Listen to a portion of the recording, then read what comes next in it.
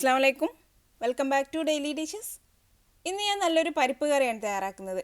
ചോറിൻ്റെയും ചപ്പാത്തിൻ്റെയും റൊട്ടിൻ്റെയൊക്കെ കൂടെ കഴിക്കാൻ പറ്റിയ നല്ല എളുപ്പത്തിൽ ഉണ്ടാക്കിയെടുക്കാൻ പറ്റിയ ഒരു പരിപ്പ് കറി. അപ്പോൾ നമുക്ക് ഇതെങ്ങനെയാണ് തയ്യാറാക്കിയെടുക്കുന്നതെന്ന് നോക്കാം. ഈ ഒരു ഓറഞ്ച് കളറിലുള്ള ചെറിയ പരിപ്പ് വെച്ചിട്ടാണ് നമ്മൾ കറി തയ്യാറാക്കുന്നത്. അതൊരു 1/2 കപ്പ് എടുത്തിട്ടുണ്ട്. പിന്നെ ഞാനിതിൻ്റെ കൂടെ ഒരു 1/4 കപ്പ് ഗ്രീൻ പീസും കൂടെ ചേർക്കുന്നുണ്ട്. ഇതിപ്പോൾ ഞാൻ എടുത്തിട്ടുള്ളത് ഫ്രോസൺ ഗ്രീൻ പീസാണ്. അതൊരു 6-7 മിനിറ്റ് കൊണ്ട് തന്നെ നമുക്ക് വെന്ത് കിട്ടും. നമ്മൾ സാധാരണ കറി ഉണ്ടാക്കാൻ എടുക്കുന്ന ഉണങ്ങിയ ഗ്രീൻ പീസ് ആണെങ്കിൽ അതൊന്ന് കുതിർത്തെടുത്ത ശേഷം പ്രഷർ കുക്കറിലിട്ടൊന്ന് വേവിച്ച് വെക്കണം. ഇനി നമുക്ക് ഈ പരിപ്പ് നന്നായി ഒന്ന് കഴുകിയെടുത്ത ശേഷം വേവിക്കാനായിട്ട് വെക്കാം. ഒരു പാത്രത്തിലേക്ക് പരിപ്പ് ഇട്ട് കൊടുത്തിട്ടുണ്ട്. ഇനി ഇത് വെന്ത് വരാൻ ആവശ്യത്തിന് വേണ്ട വെള്ളം ഒഴിച്ചു കൊടുക്കാം. ഒരു 1.5 കപ്പ് വെള്ളം ഒഴിച്ചിട്ടുണ്ട്. ഇനി ഇതിലേക്ക് ഒരു 1/2 ടീസ്പൂൺ മഞ്ഞൾപ്പൊടി ചേർത്ത് കൊടുക്കാം. പിന്നെ ഇതിലേക്ക് ആവശ്യത്തിന് വേണ്ട ഉപ്പും കൂടെ ചേർത്തിട്ട് ഇതൊന്ന് വേവിച്ചെടുക്കാം.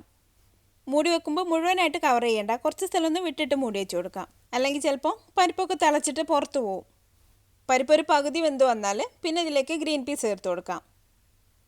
പരിപ്പ് ഇപ്പോൾ ഒരു പകുതി വേവായിട്ടുണ്ട്. ഇനി ഗ്രീൻ പീസ് ചേർത്ത് കൊടുക്കാം. അപ്പോൾ നമ്മൾ കുക്കറിലിട്ട് വേവിച്ച് വെച്ചിട്ടുള്ള ഗ്രീൻ പീസ് ആണെങ്കിൽ ഇപ്പോൾ തന്നെ ചേർത്ത് കൊടുക്കണ്ട. നമ്മൾ ഈ പരിപ്പൊക്കെ മസാലയിലിട്ടൊന്ന് മിക്സ് ചെയ്തെടുക്കുന്ന സമയത്ത് തന്നെ ഗ്രീൻ പീസും ചേർത്ത് കൊടുത്താൽ മതി. ഇനി ഇതൊന്നും കൂടി ഒന്ന് വേവിക്കാനായിട്ട് വെക്കാം. കൂടുതൽ വെന്ത് ഉടഞ്ഞു പോകണ്ട. ഇത്രയൊക്കെ ഒന്ന് വെന്ത് വന്നിട്ടുണ്ടെങ്കിൽ നമുക്ക് തീ ഓഫ് ചെയ്ത് വെക്കാം.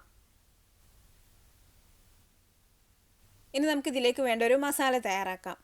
അതിനുവേണ്ടി ഒരു പാത്രം അടുപ്പത്ത് വെച്ചിട്ടുണ്ട്. ഇതിലേക്കൊരു 2 ടേബിൾ സ്പൂൺ വെളിച്ചെണ്ണ ഒഴിച്ചു കൊടുക്കാം. വെളിച്ചെണ്ണ ഒന്ന് ചൂടായി വന്നതിലേക്ക് 1/4 ടീസ്പൂൺ ചെറിയ ജീരകം ചേർത്ത് കൊടുക്കാം.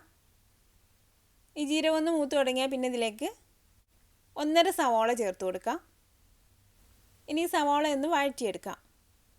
അപ്പോൾ സവാള പെട്ടെന്നൊന്ന് വഴന്ന് വരാൻ വേണ്ടി ഇതിലേക്ക് കുറച്ച് ഉപ്പും കൂടെ ചേർക്കുന്നുണ്ട്.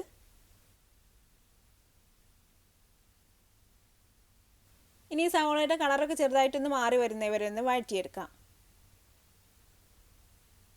ഇപ്പോൾ സവാളയൊക്കെ ഒന്ന് വഴന്ന് വന്നിട്ടുണ്ട്. ഇനി ഇതിലേക്ക് 1 ടേബിൾ സ്പൂൺ വെളുത്തുള്ളി ചതച്ചത് ചേർത്ത് കൊടുക്കാം.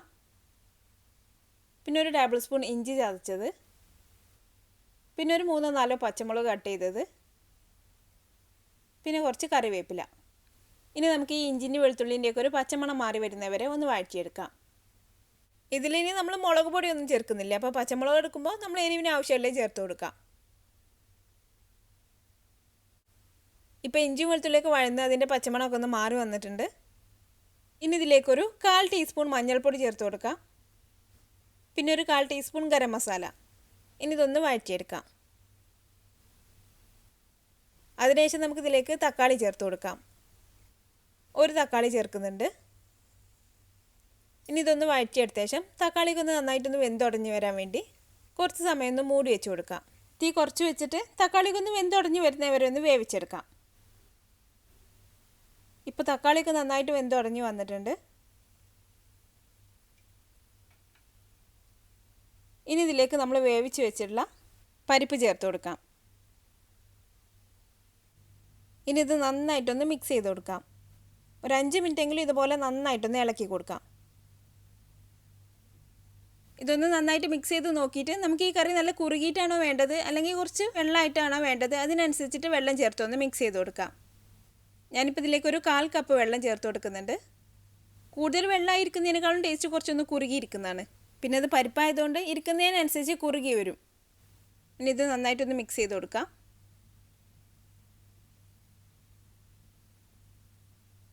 ഇപ്പോൾ നമ്മുടെ പരിപ്പ് കറി റെഡി ആയിട്ടുണ്ട്. ഇനി നമുക്ക് തീ ഓഫ് ചെയ്യുന്നതിന് മുന്നായിട്ട് ഇതിലേക്ക് കുറച്ച് മല്ലിയിലയും കൂടെ ചേർത്ത് കൊടുക്കാം. ചോറിൻ്റെയും ചപ്പാത്തിൻ്റെയും റൊട്ടിൻ്റെയൊക്കെ കൂടെ കഴിക്കാൻ പറ്റിയ നല്ലൊരു പരിപ്പ് കറിയാണിത്.